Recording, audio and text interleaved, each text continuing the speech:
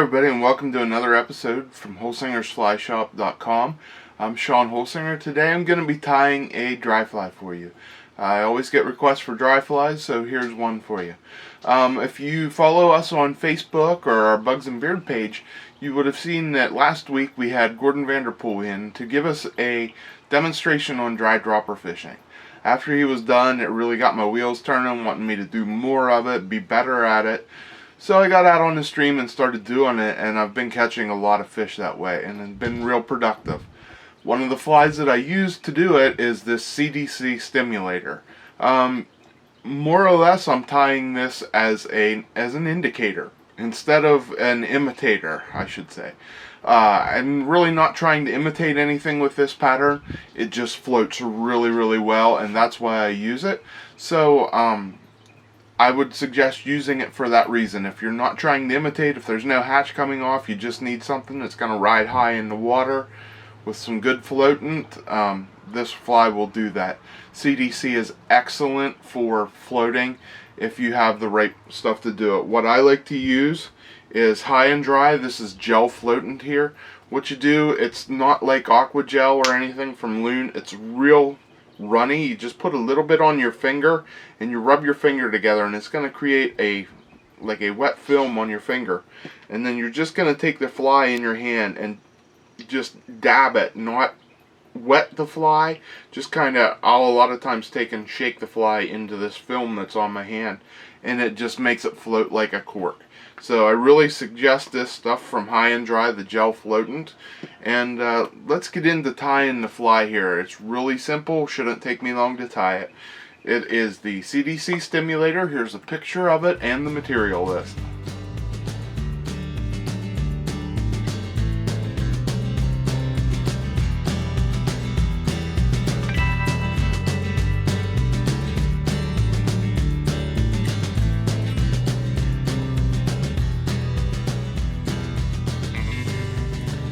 Okay, here you see the fly in the vise.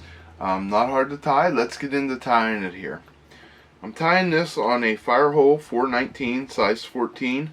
I don't want to tie it real big. It's not meant to be big. You know, when I'm fishing a dropper, sometimes my dropper's not real far down from my dry fly, so I don't want something that's going to stick out and be a big sore thumb on top of the water and spook fish away. So I'm keeping it small. I tie it in 14s and 16s, and it floats really well, so that's why I'm tying it. Like I said, Firehole 419 in a size 14. The thread I'm using is 140 Denier. This is olive thread, and use whatever color you want here. Just going to start it on and wrap it back towards the back. Now, next thing I'm going to put on is some CDC in Sulphur Yellow, Cul-de-Canard. It's a feather from the butt of a duck, to be totally honest. There is an oil gland at the butt of the duck, right at the back above the tail, and that's when you see a duck reaching back with its bill and preening right in front of its tail. It's actually releasing some of that oil from that gland, rubbing it through its feathers to help keep it float. And this feather is from that area, so it's covered with lots of that oil that is very floatant. So we're just going to take two of these feathers, put them together, and I just want to make a small little tail here. So we're just going to wrap this on. Okay, that's a little longer than I want. I'm going to pull that in just a hair. There we go, we got a nice looking tail there. So I'm going to wrap this forward. Then we'll trim this off. Next thing I'm going to add is a little bit of dubbing. And I don't want to go too heavy on here. And dubbing, like I said, this is a pattern. I'm not trying to imitate anything. I'm just going to use some Sculpin Golden Brown SLF dubbing. And it's just a natural looking color. Use whatever color. Use an olive, whatever.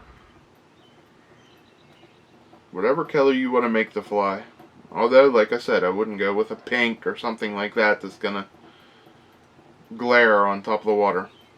So we're just going to wrap this up, make a nice even body, and we want to wrap it up and stop about 2/3 of the way up. That'll give us room to finish off the stimulator part of the fly here. So next thing I'm going to do is I'm going to take some olive CDC, and this yellow CDC back here, I'm using that more to help me see it like an indicator. Use the natural, use an olive CDC, a dun, whatever color you have or want. And but if you don't want to tie it, like say you want to fish a slow pool and your fish are spooky, they got time to look at it and react to it, they're never going to touch it with that yellow tail, tie some without the yellow tail. This is more for, you know, late evening or fast ripples where I want to see the fly going down through the riffles. So next thing I'm going to do is I'm going to take 3 feathers, I'm going to pile them on top of each other back to back, and then I'm just going to pinch them together and stroke all the fibers out to the end here. Okay, when I get them together and all evened up and lined up, I'm going to put this on top and I'm going to go almost the length of the tail. You can see there. And then we're just going to tie this down, like about 3 or 4 wraps. And we're going to tie it down there towards the dubbing. And we'll trim this off up front. Now, you see I didn't build up too much thread here, which is good. I'm going to put a piece of Hackle on now. This is another cool item we sell in the shop here. It's cape tops, genetic cape tops. You get the top off of Whiting Hackle, and $2.75. We sell them in a couple different colors for this size, and then we sell a larger one that's a little bit more. But these will tie size 18s to 20s, and even, you know, 14s and 16s. Sometimes you get a big feather, but I don't need a really big hackle here because my CDC is going to be doing most of the floating. This will just help out a little bit. So I'm going to take one of them hackles, going to tie it on there, and then take my hackle pliers and spin it up.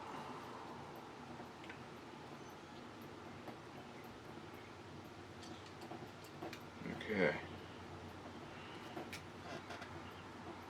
And here we go. We're just going to spin this forward. This one is a brown hackle. Whoops. I lost my grip on my hackle here with my hackle pliers. So we're just going to start over. It's no big deal. And we're just going to wrap side by side wraps the whole way up. Trying not to trap any hackle from the last wrap. I want this pretty full, as full as I can get it. And then once we get up here, make a couple wraps and tie it off.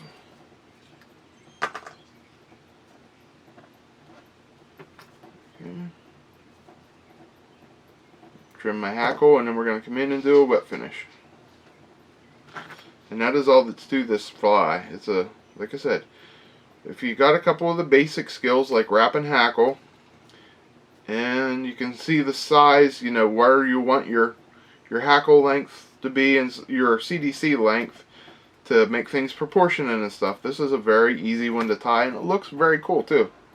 So give this one a try.